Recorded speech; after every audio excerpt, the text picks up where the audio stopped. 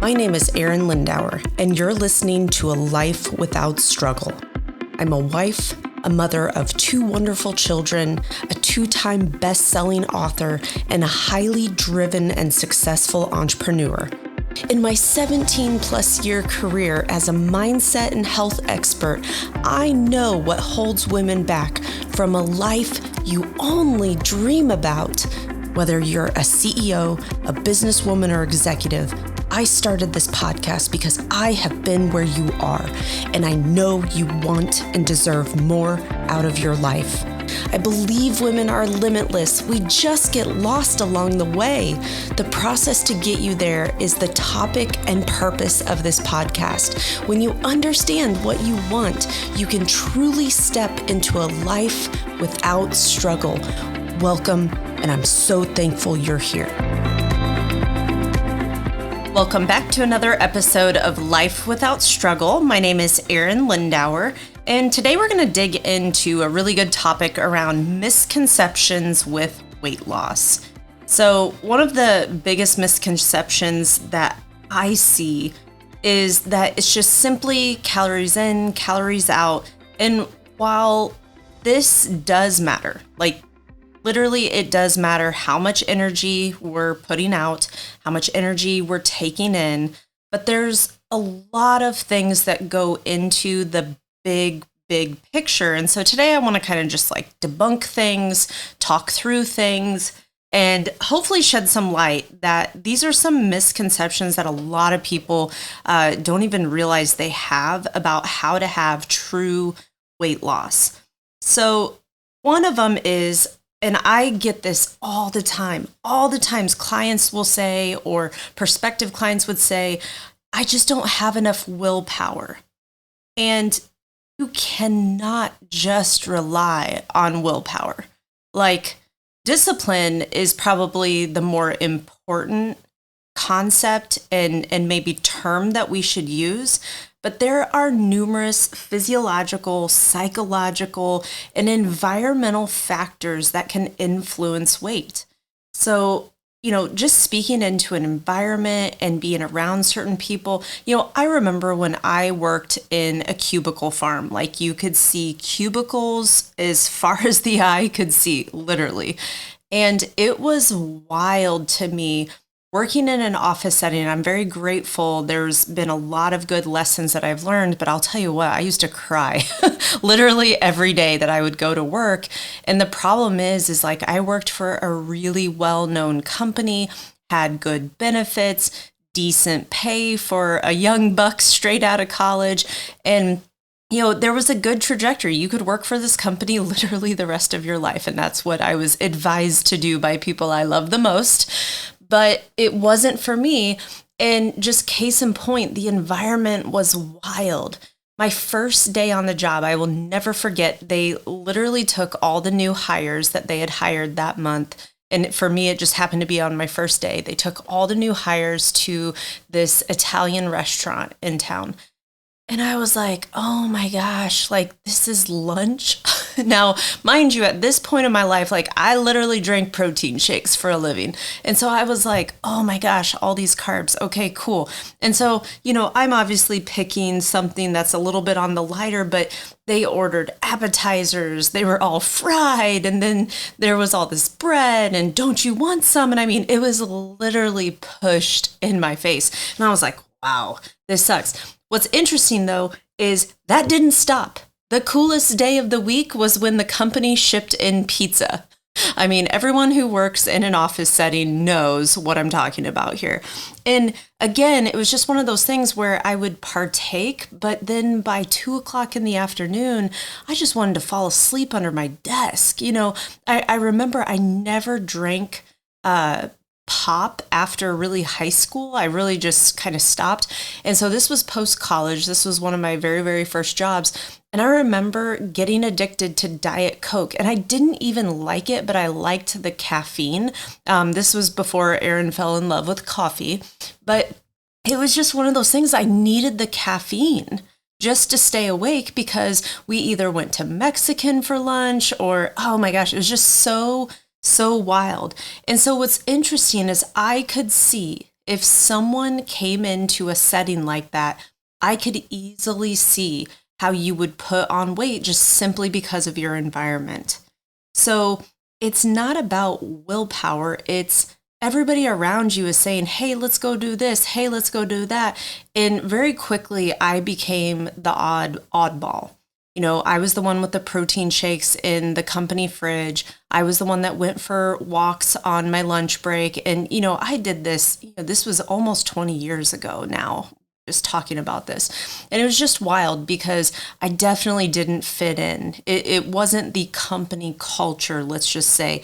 Now, I did get this company, meaning our specific office, to do the Olympics. So we had a really fun, but man, it was wild. People just couldn't do stuff. So it was interesting and it was good, but there was a lot of learnings in that. The other thing too about willpower is I want you to think instead of willpower, it's truly having discipline. It's having discipline to do the things that you know you should do day in and day out. Now, reasonably speaking, in a weight loss journey, you do not have to perfectly do every little thing. And this is what I always speak into is we've got to do things reasonably well or better than what we were doing before. That's constantly a question that I ask my clients because yes, do I want them to all just perfectly get their steps in, perfectly get their sleep, drink their water, and, just everything just perfectly happens? Of course, but that is not reality. And I would never expect a client to just do this perfect. Now, I will say when clients just completely adopt the philosophies, when they quote unquote drink the Kool-Aid, is you do see results pretty quickly, and I'm using air quotes on that. You see results very predictably, is what I'll say. So instead of willpower, I would definitely say we need to have more discipline, okay? Other misconceptions is that calories are equal. So reasonably speaking, yes, we do need to have a calorie deficit of ideally 500 calories every single day. Now, here's the thing, there is wiggle room in this, and what I will tell you is 100 calories of broccoli is going to have a different effect on your body than 100 calories of sugary soda. So I don't want to just completely paint this picture that it's calories in, calories out. Now, reasonably speaking, we do have to create that caloric deficit, but just realize what is the nutrient density and the composition of your diet, okay? Because if you're just having, 100 calories of sugary soda and just other kinds of foods that are just still keeping you under calories, you got to think about you're missing out on a lot of your macros, you're going to miss out on a lot of micronutrients, and eventually that does catch up with you. Also, it can still promote to a lot of inflammation in the body, digestive issues. And so that's where that comes into play more times than not. Also, the misconception that I have seen so many times just being in this industry is people who do the rapid weight loss and thinking that that is best, like these super extreme, just almost crash diets where you start out in a cleanse. And listen, I used to be a cleanse girl. Like I used to be a very, hey, we need to do this cleanse, really jumpstart, blah, blah, blah. And what I have found is it's not necessarily that we need to do a cleanse, but we need to adopt the principles and do nutrition long enough that the gut can heal. I just honestly go into every client that I work with that, hey, they're probably going to have some digestive issues. We're going to talk about pooping. We're going to talk about bloating. We're going to talk about how your mental health is, because it's all interconnected. But what we want to think about is we want to do weight loss in a 1 to 2 pound per week. Now, caveat to this is when a woman adopts the principles that I put in front of her with the weight loss journey, they can see faster results initially. Very, very common. Very common. A lot of times we've got water weight hanging on us. A lot of times I see a woman start cooking more versus eating out, making better choices, less sodium. So there's a lot that goes into that. But the way that I see women sustainably keep weight loss off themselves is just doing it in a way that is very sustainable. It's slow, it's gradual. And here's the thing too, is it gets flipping boring. I always say if it's boring, we're doing it right. And here's the thing, like so many women just give up because they're like, oh, it has to be hard. It has to be challenging. It has to be this long, drawn out process. You're not telling me anything I haven't heard before.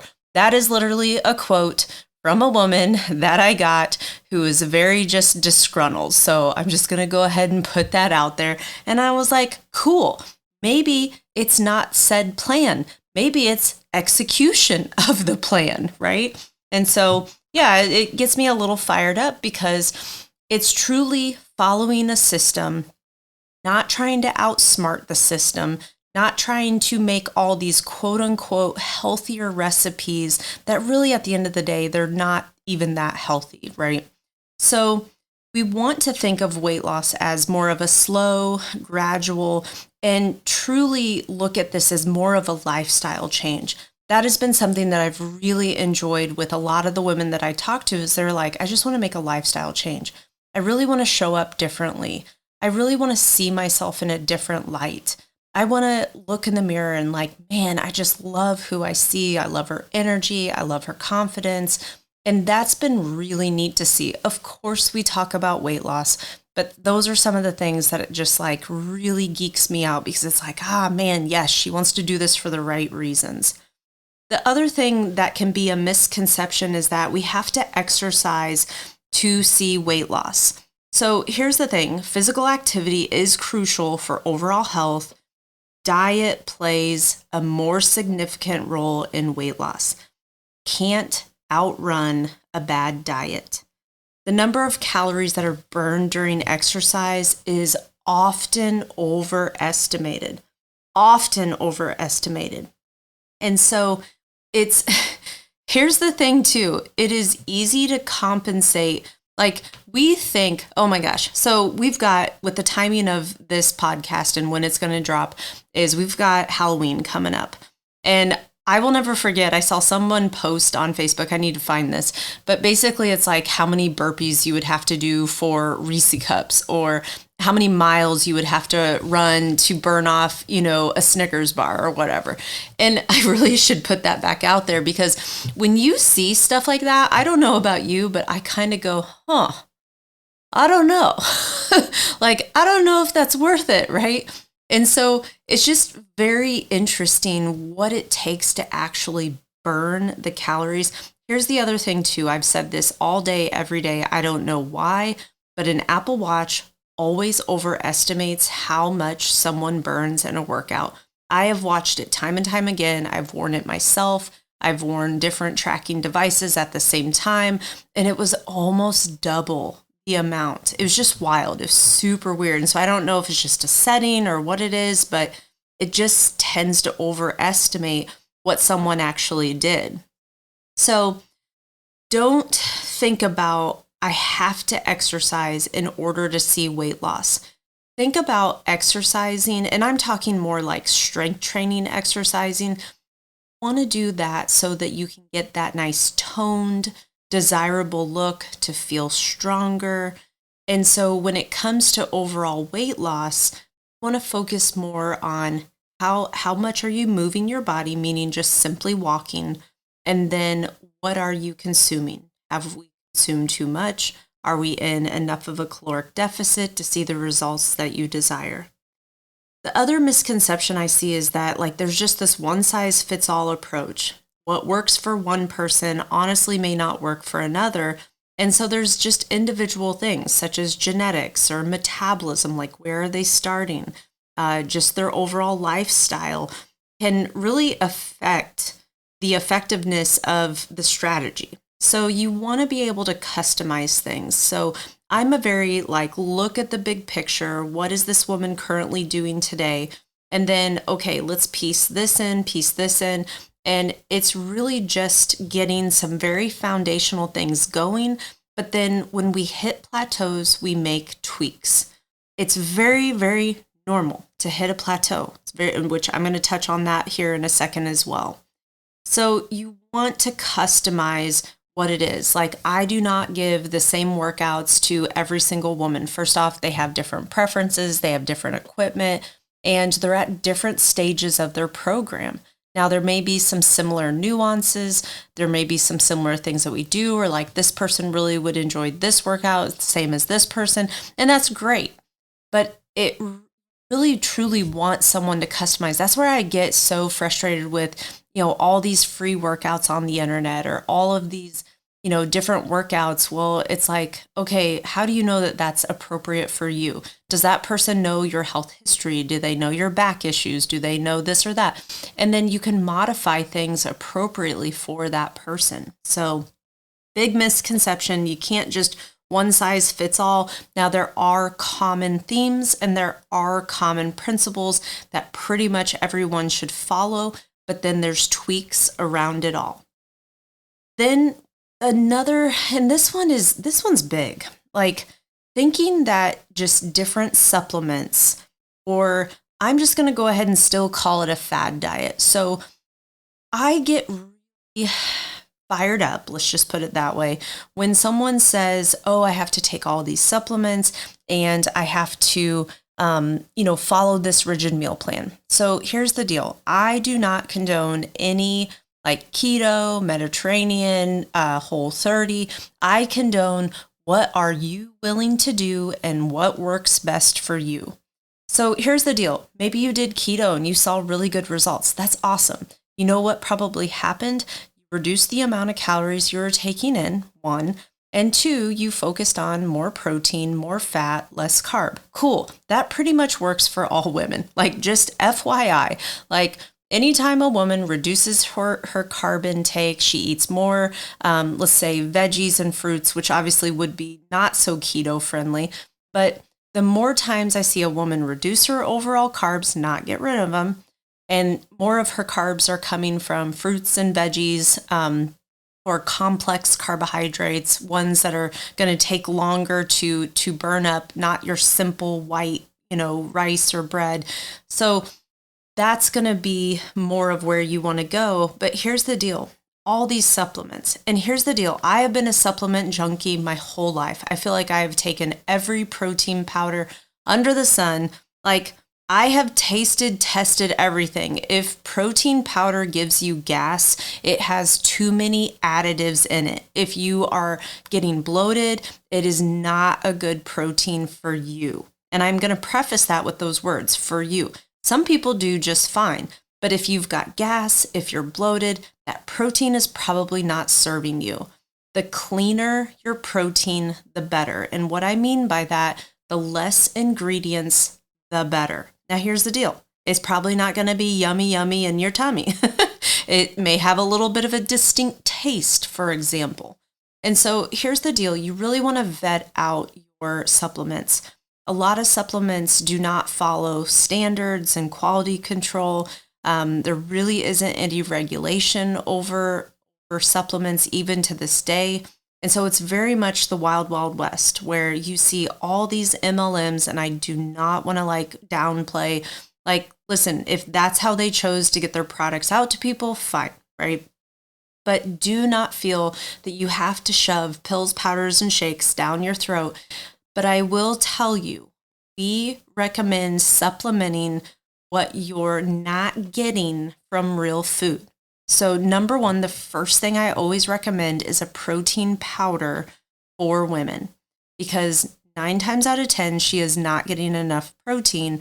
And it's really easy if she can just take in a shake that has 20 to 30 grams of protein. And what I have found is most women are doing this anyways. They just didn't know how to make it. So I've educated a lot of women on, hey, that shake you just had had 600 calories in it. Okay. So we need to dial it back. So what happens is we start dumping fruit in, which again, totally fine. But I will tell you, most of the time we don't need as much fruit in there, and we really need to dial that back.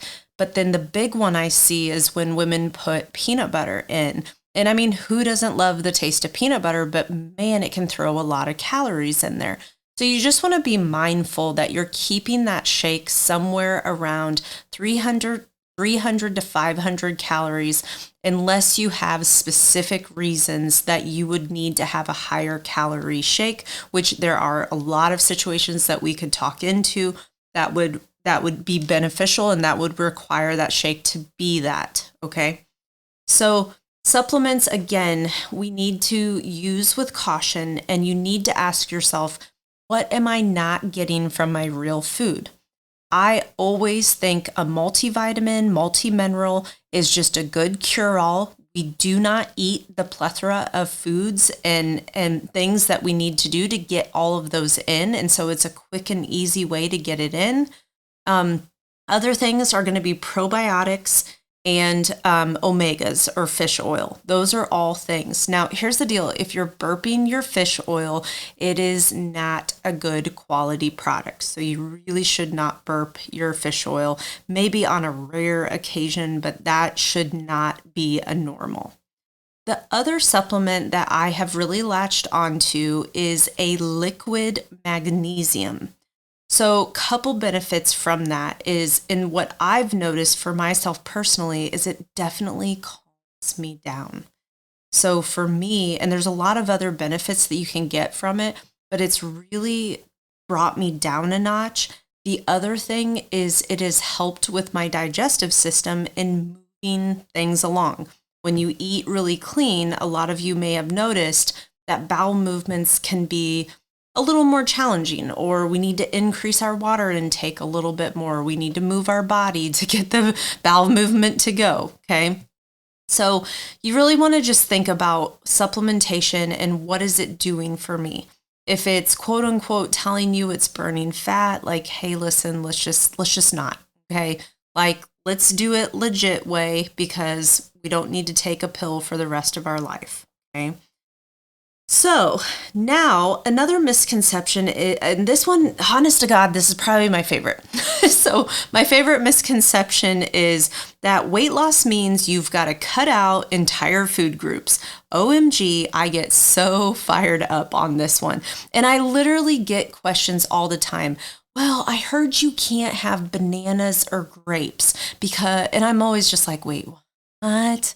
And the reason behind it is both of them are higher on the glycemic index. But who cares? It's a banana and a grape. Like, I would rather you eat that than candy, right? And so we really have to step back and objectively talk about this stuff.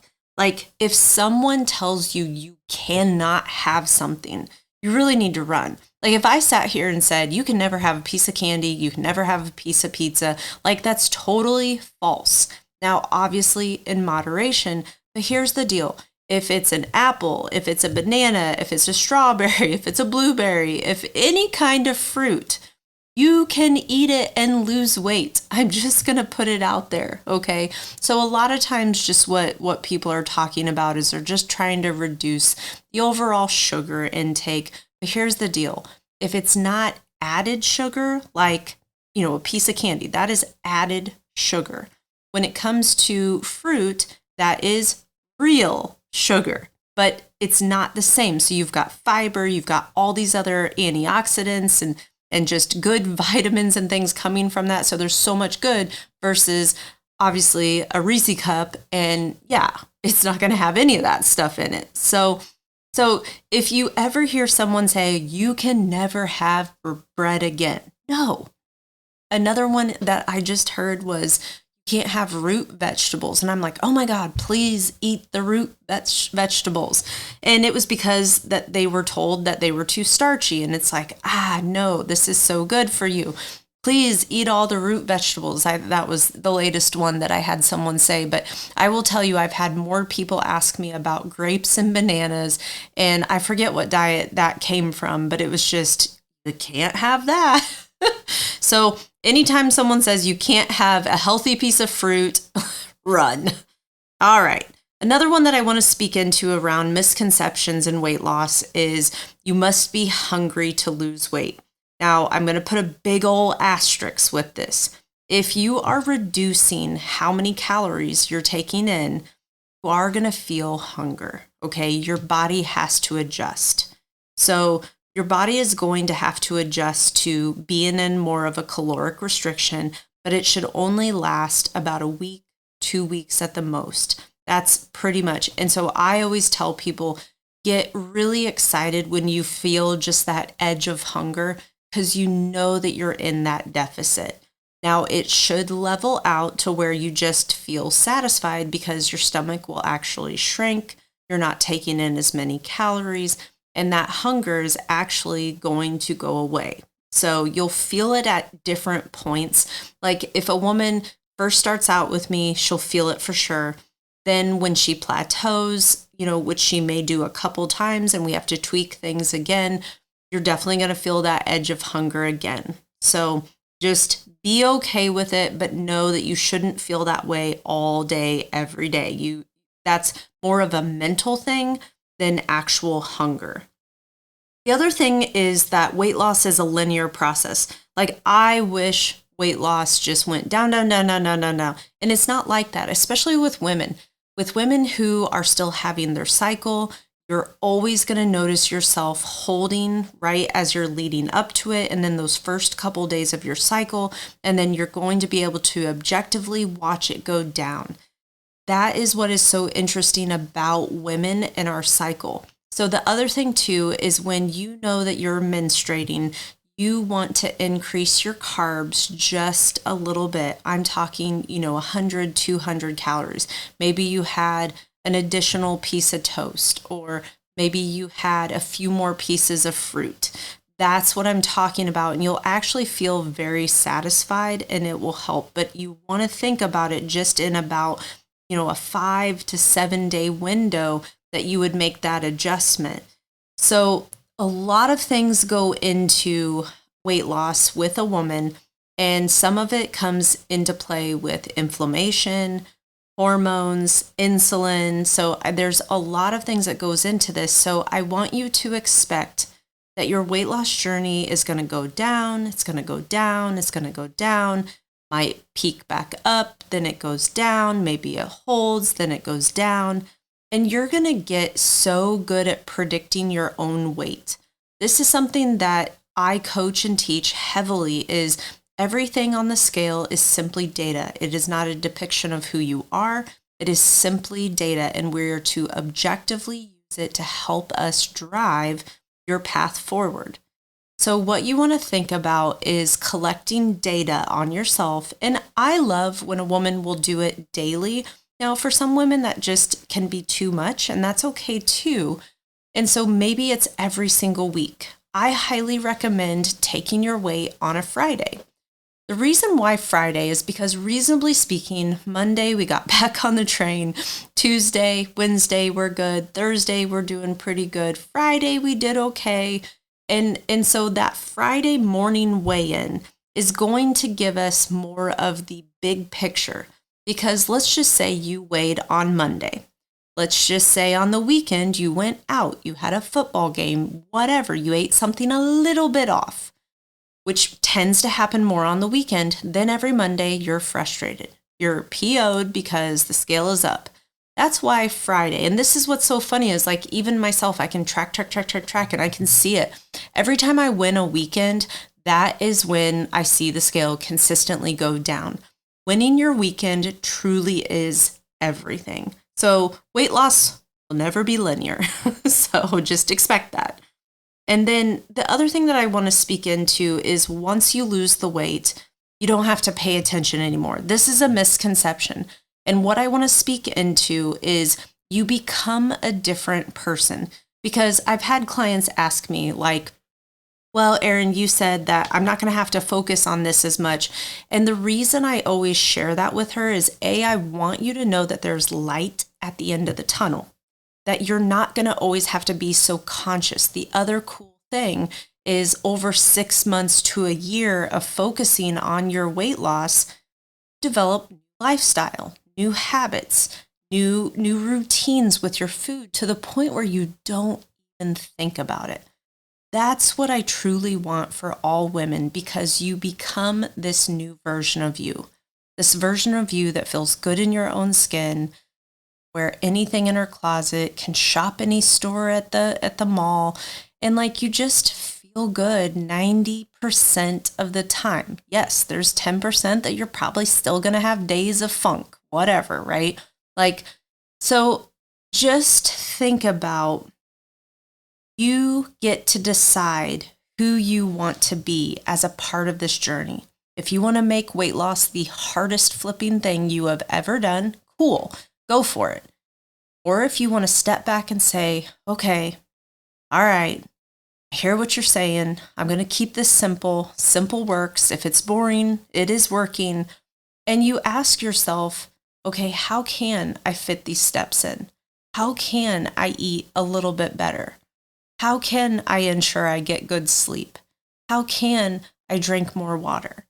And you just stay curious, going, how can I make this super, super easy? That's one thing that if I could just have one wish for every woman who desires weight loss, is to just keep it simple. Keep it simple. It doesn't have to be complex. You don't have to count all your calories. You don't have to count all your macros. Now, you do need to be aware. That, hey, this is what a proper serving size is. That is something that I teach very heavily in my program, is like, hey, this is what a real serving size is. And it's actually kind of sad. But then there's other times where you're like, oh, this is kind of cool. Like, this is a decent amount of food. So think about all these misconceptions. And I hope that this was helpful to like, oh yeah, I've heard that one. Oh yeah. But there's also things to really take into play. Like the one that I spoke on about, exercise is the key to weight loss, like meaning strength training is what I'm speaking into. So it's actually something that I don't have women do when they first get started with me. Typically, I can't say I've always done it that way, but it's wildly important to get the ball rolling when it comes to your nutrition versus feeling like you're just going to exercise, burn the calories, and I don't got to do anything about my food, right? That's really where that is coming from. So I hope these misconceptions can really help. I hope that this can like help bring to light, like, oh, okay, that's why, I've been hearing that, or, oh man, I've heard that all the time. You can't have bananas. Please eat the banana. But it has to fit into the whole picture of what you're doing. So anyways, let me know what questions stir up. I'm always curious to hear how this is helpful. And if you've been listening to me for a while and you go, man, I really need a coach. I need someone to hold me accountable to this. I'm your girl. And so what we'll do is we'll jump on a call. We'll talk a little bit more. I want to ensure that it is a good fit, but I help hold women accountable to what it takes. I help demystify what all of these like misconceptions are. And I help take all the question and all the Googling out of it. Because there's so many people with so many strategies and so many ideas with weight loss. You just need to keep it simple, especially if you're a busy woman getting after it. Keep it simple. All right. I hope you're doing awesome, and we'll see you on the next one.